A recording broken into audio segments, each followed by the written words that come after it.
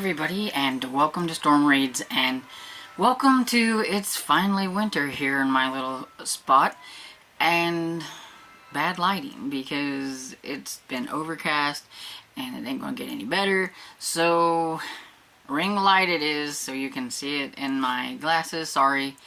And I'm hoping that maybe I can get a filter that will give me better lighting so that you can see me, because yeah, from where I'm at it's a little dark. But yeah, that's how it's going to be from now on until the sun decides to come out. So we're stuck with it. Anyway, so today I'm going to be talking about my January goals. I did do a couple of videos on like some big goals that I want to try to achieve and everything, and I will lightly mention those, but these are just kind of some like more generic ones as well. Like the first one being my Goodreads goal, I'm going to set it at 150. For me, I think that's pretty doable because I do listen to a lot of audiobooks. But I also realize that I'm going to be trying to read some of my retro romances, and some of those are not on ebook or audio. And so I will be doing a lot of eyeball reading, and with that makes a slower Stormy, because especially some of these that I've got sitting over here that are like super thick and like little print, so my eyes don't do so well with that, so I can only read so much of it a day without my eyes starting to hurt and things. So my reading could just be a little bit slower as well, so I wanted to put what I thought was a realistic goal. That way Goodreads doesn't mock me, because I really don't like that. I don't mind if it tells me that I'm ahead of schedule, but I don't like when it tells me I'm behind. I feel like it's mocking me. So I think that 150 is a pretty decent.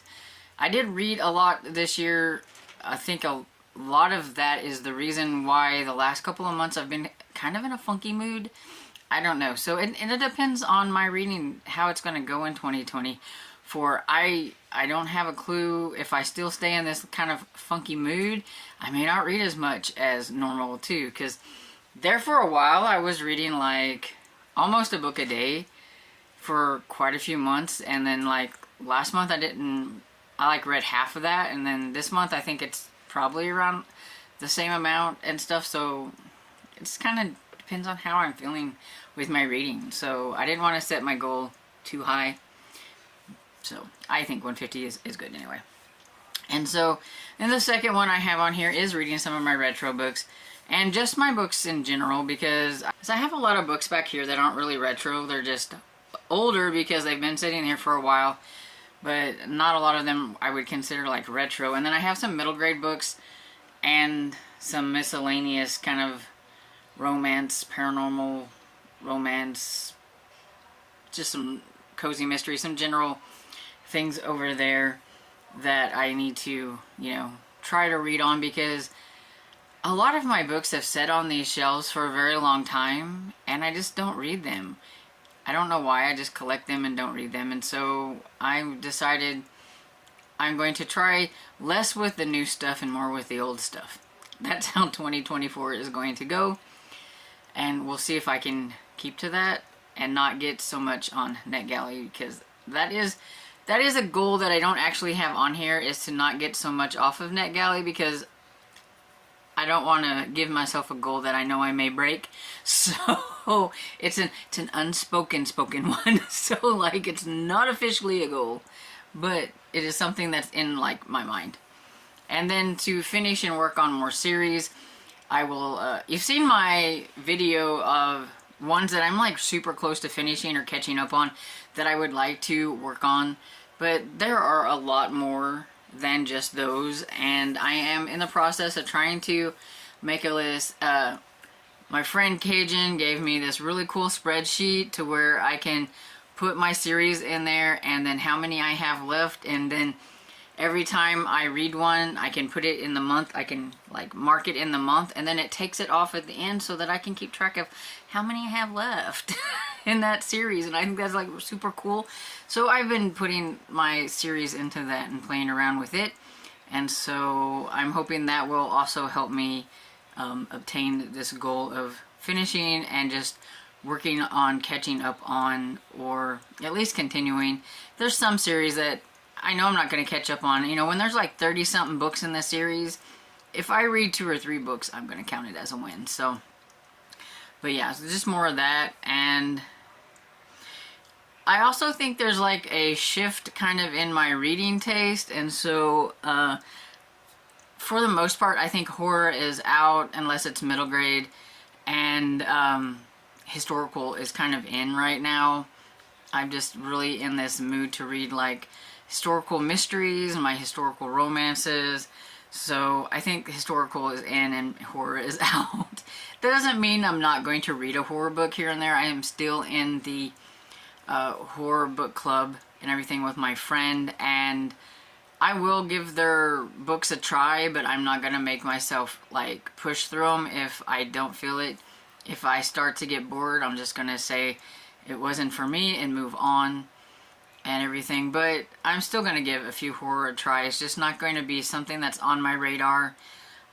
You probably won't see very many of them. You'll see a few maybe, but you won't see very many of them in like any of my list of new releases and things. It's just not something that's high priority this coming year and everything. So I will be working a lot more, I think, on middle grade, which is another one of my goals, is to read more middle grade, but not just the new shiny stuff that's coming out. I would like to work on some older middle grade, especially in the mystery and the horror categories, because that is my 2 favorite middle grade like genres. So I want to try to, you know, find some older ones and not just concentrate on like some of the newer stuff that comes out and everything, and maybe try some other types of middle grade. You know, I'm not a huge contemporary middle grade reader, but I may try a few more. Maybe see if there's some authors that have some books from their backlist that maybe I could try. Maybe I've read one book from them and I liked it, and just to go back and see if I will like some of their older work and things like that. And then I also would like to pick one of my favorite authors, and I have the author in mind, but I want to pick a favorite author that has like a really chunky backlist, and try to work on some of that. I think it's really cool because Lee from Dark Roots Creation, like, she's been working on Debbie May Comer and Nora Roberts. They both have a really chunky backlist, and she's been going through them every year. She's been reading some, and I'm like, you know, that's like a cool idea. I want to do something like that. And so I'm going to do that with Heather Graham, because she has like a ton of books.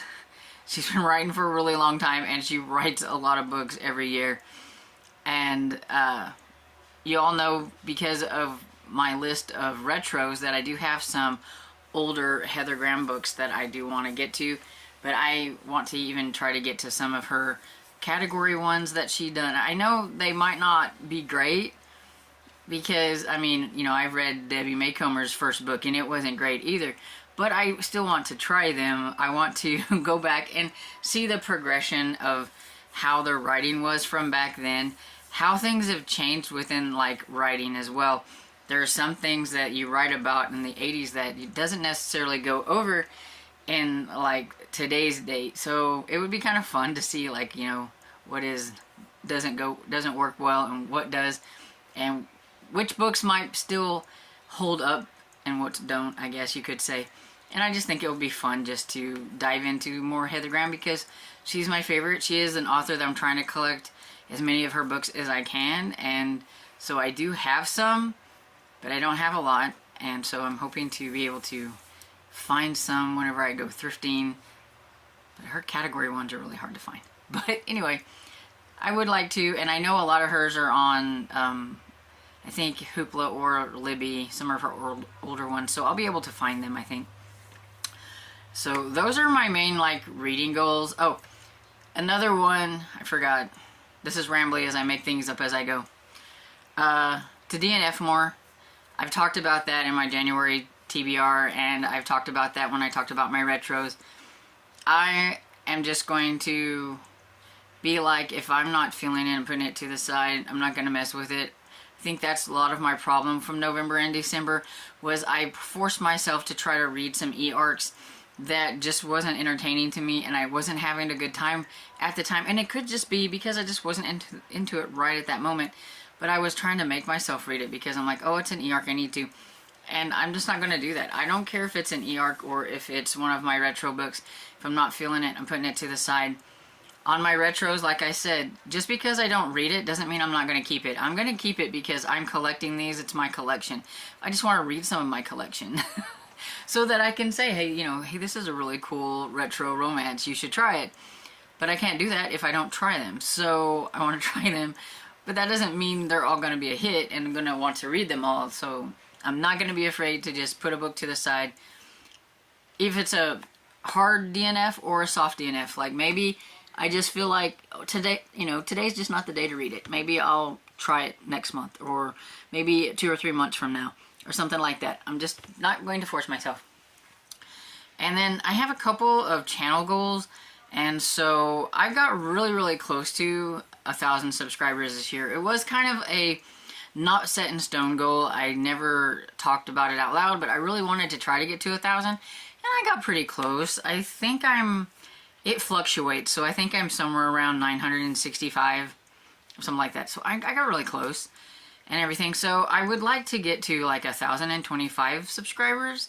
I'm not, you know, trying to do anything too high that I don't think is obtainable. I think that isn't very many subscribers, so if I work really hard, I think I can hit it and everything. And I also am going to try, because I can do memberships on my channel right now, but I have to look into it. I have to learn. I have to figure that out. I don't want to put something on my channel and not be able to do what I say I'm going to do. So it's something I'm looking into. So in the coming year, it is something that I'm going to eventually put on my channel, where if you want to join the membership, you can.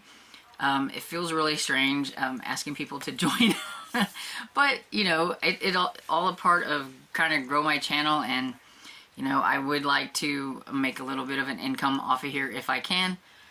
And so, you know, if you don't say it, nobody knows, right? I do have right now where you can do the super thanks or a super chat, like in the live or whatever it is. You can do those. They are already on there. But when it comes to the memberships, like there's perks, and I want to make sure that you're getting your money's worth with whatever, you know, you join as. So I'm working on that. So it's a work in progress, but it is something that I would like to implement in the coming months. I just don't know exactly when. But if you have any cool ideas for like some perks or anything like that, always feel free to let me know and everything. But yeah, I am interested in trying to do that. And then the next one is just, I mean, it kind of goes with all of this other stuff, and that's just to work on being more consistent and coming up with better video ideas, and not being afraid to ask people for ideas. So if you have a video idea that you would like me to try to do, I will try and do it. I know a lot of people have asked about doing like bookshelf tours and stuff. But those are complicated, and my room is a little cluttery, so, but I'll try if somebody wants to see the books that I have back here or whatever it is that I need to work on and get rid of if I am not, you know, wanting to keep them. You can kind of see them. I have my Stephen King over here that our collection that I will not get rid of, even though I'm not a big fan of his anymore, but maybe there's some gems in here you can let me know about. I will try to do that if it's something that somebody wants. But yeah, so I'm just not great at coming up with like really awesome video concepts. So if anybody has any ideas, feel free to let me know about it. And so yeah, that's pretty much it. I kind of found out doing 25 days in a row that if I put my mind to it, I can put out some videos and things. I just need to do it. And so yeah, hoping that 2024 will just kind of be a better year for my channel going forward, and we will give it a try and see what happens. And so yeah, that's pretty much my goals in a nutshell. And I'm sure that I will have some more goals coming, or I will see somebody else's goal and be like, oh, I should try to work on that. But those will just be non-spoken goals. And anyways, so do you have any reading goals that you would like to let me know about? Feel free to put them in the comments. I like to see what everybody else is going to be doing, especially like what's your Goodreads goal and things like that. Just small goals. Do you want to work on series? Do you want to do, you know, what do you want to do? Let me know down in the comments, and I hope you enjoyed this video. And if you did, please give it a thumbs up and subscribe. And I will see you all in the next video. Bye.